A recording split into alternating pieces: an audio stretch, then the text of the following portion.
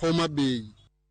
En wach maracha gino ni obila winjo wach ni mondo koro kawo okang'.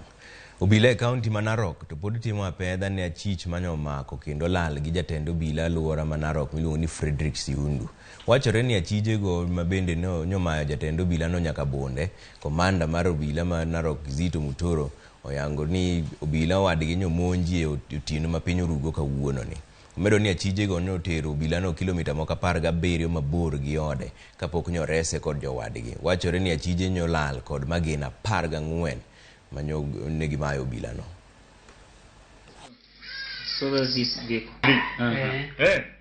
sasa wakati alisimamisha gari katika geti yake ile, ndipo afungue ile geti kadogo kale ka kuingia, ndipo sasa wakamshika na wakamnyang'anya bunduki.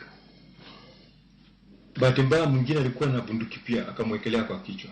Kwa hivyo ilibidi tu surrender, angeweza kukataa kusalimu amri.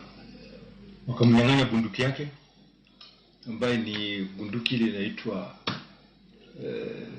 Jericho. 14 rounds ya ammunition iko huko. Hiyo ni watu wangapi wanaweza kufa? 14. Kwa sababu risasi moja itaenda na mmoja. Kwa hivyo tunaomba kwamba watusaidie kuipata. Hiyo ndio baadhi ya areas ambazo tunaweza kuchunguza.